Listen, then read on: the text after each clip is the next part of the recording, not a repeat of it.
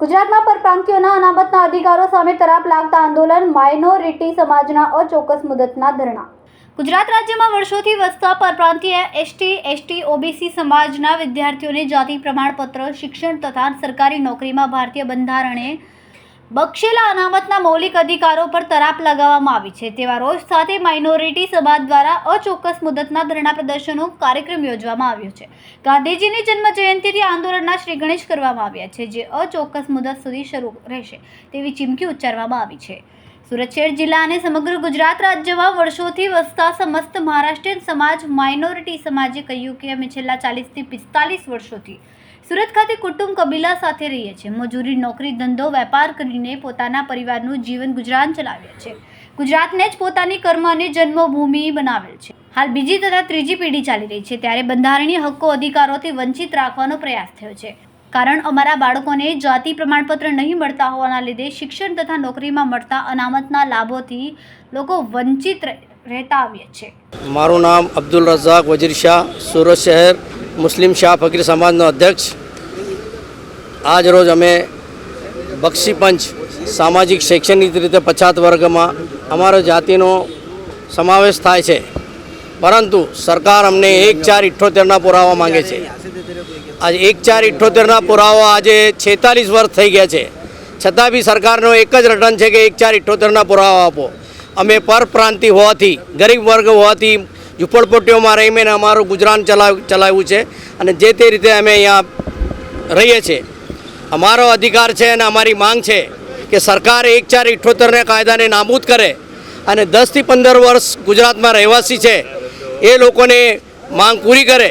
અને બીજી કે જે બાળકો ગુજરાતમાં જન્મ થયો છે અને પહેલા ધોરણથી અભ્યાસ કરે છે એવા લોકોને સરકાર તાત્કાલિક ધોરણે ન્યાયની વ્યવસ્થા કરે, એને સર્ટિફિકેટ આપે અને શૈક્ષણિક રીતે એ લોકોને ફાયદો થાય એવી અમારી માંગ છે. સરકારને અમે 20-25 વર્ષથી અરજીઓ કરીને આંદોલન કરીને થાકી ગયા છે, પણ સરકાર અમારી વાતને કંઈ ધ્યાન પર લેતી નથી.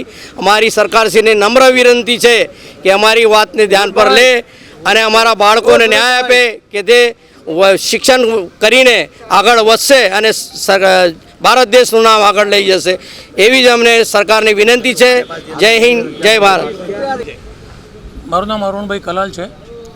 આજ રાષ્ટ્રપિતા મહાત્મા ગાંધીની જન્મ જયંતિ નિમિત્તે અમે તથા સુરેશભાઈ સોનવણે કલેક્ટરશ્રીને આવેદનપત્ર આપવા આવેલા છે કે 1960થી જે લોકો અહીંયા વસવાટ કરે છે અને 1978થી જે વસવાટ કરે છે એના પુરાવા આપો તો તમને પેલું એ મળશે પ્રમાણપત્ર.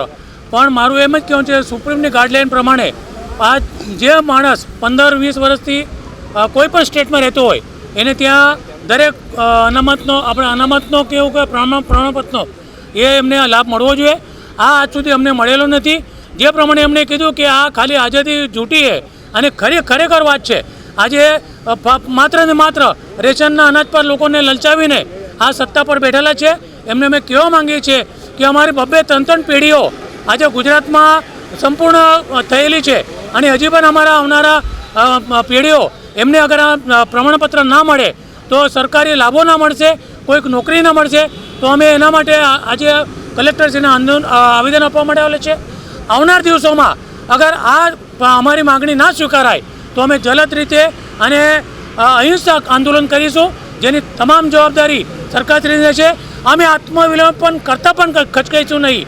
અમારા હક્કો અમે લઈને જ રહીશું. જય હિન્દ, જય ગુજરાત. કેમેરામેન સેનિલ વિરાણી સાથે વિશાલ ચેટા, માનવ પ્રભા ન્યૂઝ, સુરત. અમારા વિડીયોની નવી અપડેટ મેળવવા માટે સબસ્ક્રાઇબ કરો માનવ પ્રભા ન્યૂઝ ચેનલને. બેલ આઇકન ક્લિક કરો લેટેસ્ટ વિડીયો સૌથી પહેલા મેળવવા માટે.